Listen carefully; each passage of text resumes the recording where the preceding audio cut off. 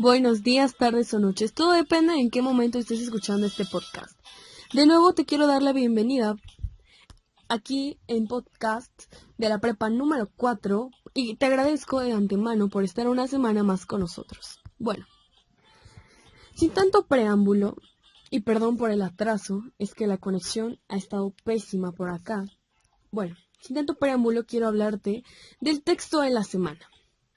Se llama Los orígenes del totalitarismo. Qué palabra tan larga, ¿no? Y profunda sobre todo.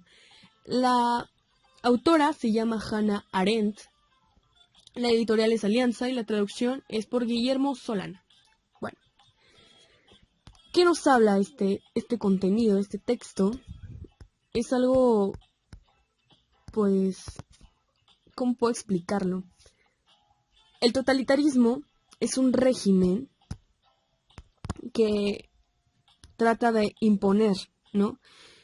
Es un régimen político que ejerce el poder sobre una sola persona o partidos de una manera autoritaria, de una manera obligada, que es esta persona o estos partidos que nos imponen este régimen, impidiendo la intervención de otros, y claro, ellos controlan los aspectos de la vida en el Estado, ¿no? Stalin, por ejemplo, reflejaba un mundo ideológicamente confrontado, y los dos mejores ejemplos del totalitarismo es el nazi y el stalinismo triunfante, ¿no? Bueno, vamos a ver un poquito de qué nos habla esta lectura. No quiero tardarme mucho en esto, porque creo que esto es lo que me tardo más. En esta ideología surge el terror de una nueva forma de gobierno que se ha recalcado de los medios de la dominación. Claro, estos son cada vez más drásticos, pero el totalitarismo difiere de formas de opresión política que lamentablemente muy pocos de nosotros conocemos. Un ejemplo de estas, ya lo había dicho, es el despotismo, la tiranía y la dictadura. Allí es donde nosotros alzamos el voto, ¿no? Independencias, revoluciones. Entonces, donde se alzó con el poder, se desarrollan instituciones políticas nuevas y así se destruyen todas las tradiciones sociales, legales y políticas del país. Lamentablemente, terminamos con todas estas, ¿cómo puedo decirlo? Adherencias, ¿no? Adherencias culturales, sociales, políticas que nos representan como país. El gobierno totalitario siempre hizo transformaciones. Transformó las clases a masas, suplantó el sistema de partidos políticos por una dictadura de un partido, cambió por un movimiento de masas, desplazó el centro del poder del ejército a la policía, estableció una política exterior abierta encaminada a la dominación mundial. Estos gobiernos son conocidos porque han desarrollado un sistema unipartidista, un sistema con valores súper diferentes a todo lo que conocemos, que no podemos categorizar, lamentablemente. Entonces, este texto nos habla que el totalitarismo ha sido una de las formas de opresión política más famosas, que acaba por destruir las tradiciones de los países que nos implementaron, que aún con la muerte de Stalin, lo acabo de mencionar, no acabó este totalitarismo, porque este totalitarismo, así como otros regímenes sociales, ha tenido un gran impacto en la cultura de muchos países. También se nos dice que la legalidad y la justicia no son lo mismo, ya que las normas de lo que es justo y de lo que es injusto se imponen por un gobierno que representa las ideas de todos, y que es imposible que todos estemos de acuerdo con estas ideas. Por favor, es como si México no todos aceptamos la Constitución porque estamos desacuerdo en algunos puntos, y tú quieres venir a decirnos que nos vas a implantar un sistema totalitario a todo el mundo. Pero claro que no, eso es imposible. Bueno, quiero citar por favor la página 628, párrafo 3. Dice así: las ideologías nunca se hallan interesadas en el milagro de la existencia. Son históricas, se preocupan del devenir y del parecer de la elevación y de la caída de las culturas. Incluso, si tratan de explicar la historia, lo hacen inmediatamente ante la ley de la naturaleza. La palabra raza en el racismo no significa una genuina curiosidad por las razas humanas, como campo de exploración científica, sino que es la idea por la cual se explica el movimiento de la historia como un proceso consecuente.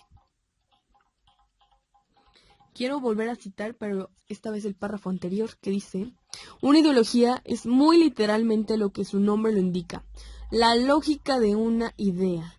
Su objetivo es la historia a la que es aplicada la idea.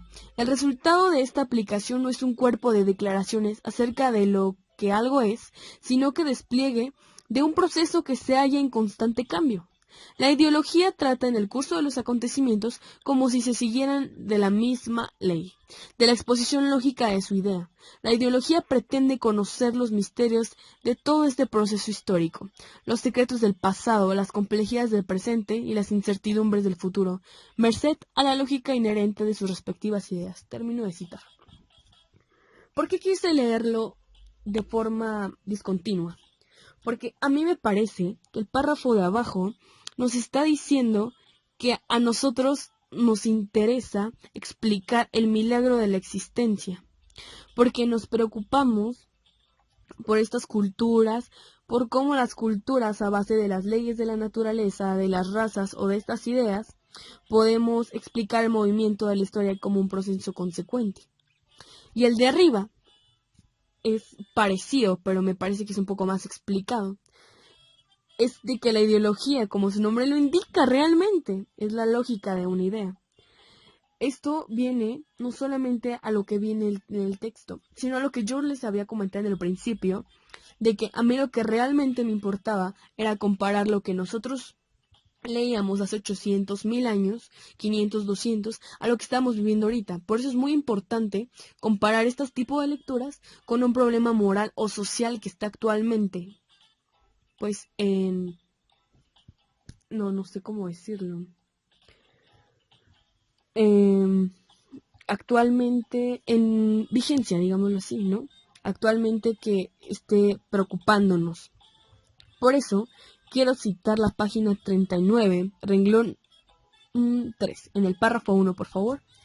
Cito: Lutero, cuyas advertencias en los fenómenos de vista solitaria y de soledad probablemente no han sido superadas por nadie, y quien una vez él se atrevió a decir que tiene que haber un Dios, porque el hombre necesita de un ser en quien pueda confiar.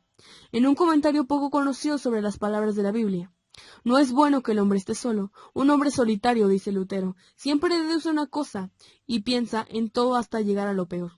El famoso extremismo de los movimientos totalitarios, lejos de tener nada que ver con el verdadero radicalismo, consiste, desde luego, en este pensar en que todo haremos hasta llegar a lo peor, en este proceso deductivo que siempre llega a las peores conclusiones posibles.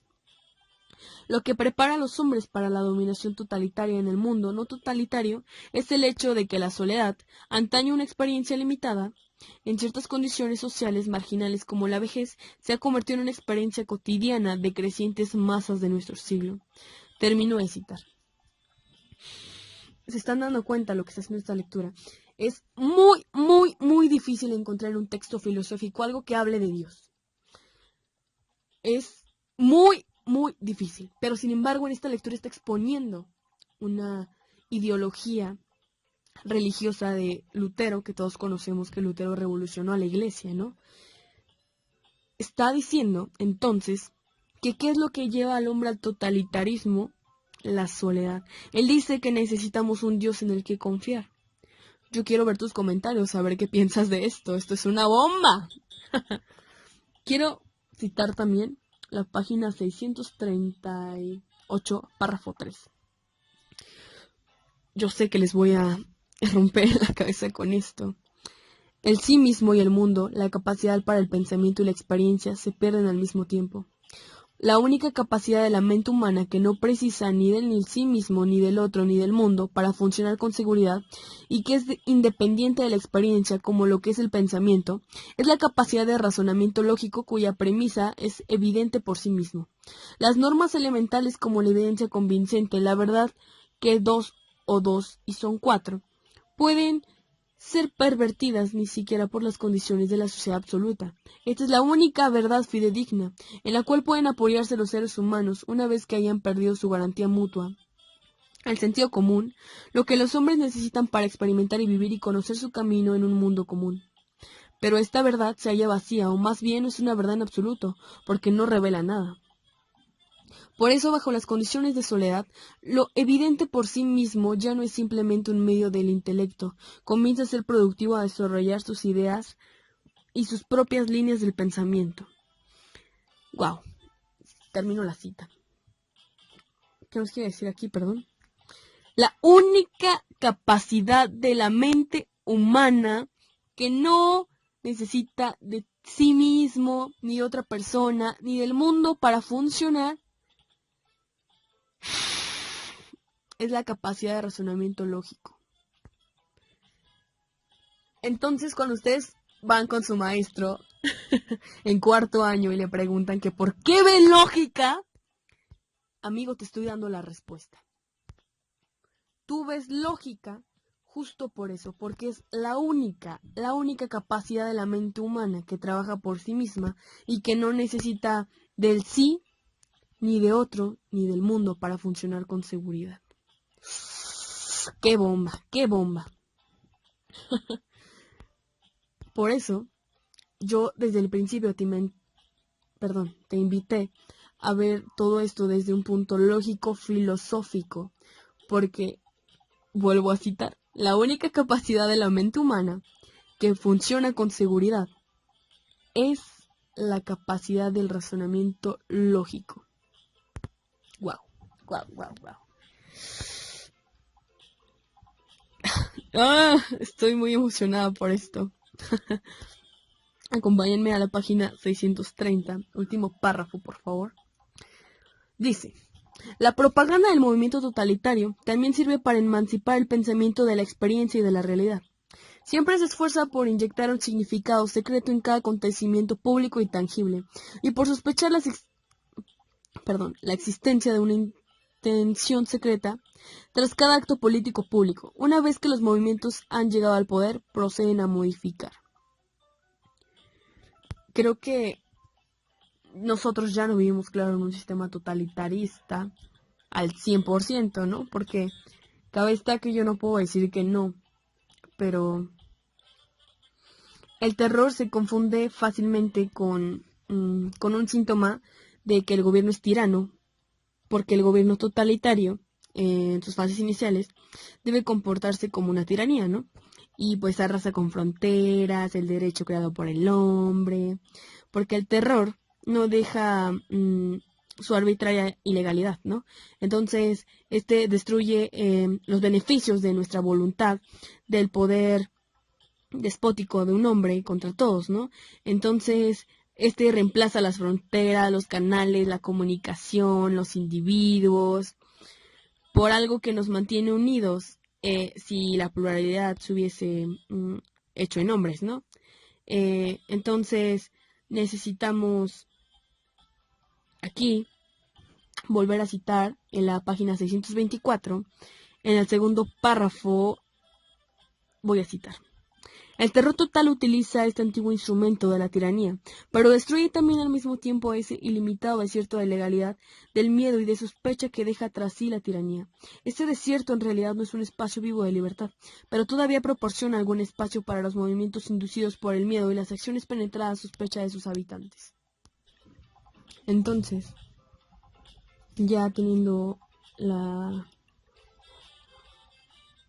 conclusión no terminada, claro, ¿no? Porque el totalitarismo es un régimen difícil de observar, ¿no? Pero si tú fueras un ciudadano que está viviendo un régimen totalitarista, ¿qué harías? Quiero dejarte con esa intriga de la conclusión, porque yo tengo mi propia conclusión, pero yo quiero leer tu propia conclusión. Quiero hacerte esta pregunta. Si tú vivieras en un régimen totalitarista, ¿qué harías para dejar de vivir en él? ¿Seguirías a un dios? ¿O harías un razonamiento lógico? ¿O quizá te volverías policía? El totalitarismo es un régimen muy arriba de lo que nosotros seríamos. es un régimen que no cualquier persona puede evitarlo. Es un régimen que se mueve debajo del agua y que dominó el mundo un tiempo. Este totalitarismo no se terminó cuando Stalin ganó y Stalin murió. Este totalitarismo se sigue llevando a cabo por partidos políticos, por presidentes, por monarquías, por reyes, por sacerdotes, por gente que maneja el mercado mundial. Solo quiero dejarte como pregunta, como duda, ¿qué harías tú si estás viviendo en un régimen totalitarista para darte cuenta que estás viviendo? ¿Y qué harías para evitarlo? Hasta hoy, te quiero dar gracias por acompañarnos un día más aquí en este podcast que tú sabes que pertenece a la prepa número 4. Entonces, te quiero dar las gracias invitándote la próxima semana que sigas viendo con nosotros estos textos para analizarlos, porque yo sé que te van a servir de algo. De antemano te quiero dar muchas gracias por estar aquí. Hasta luego.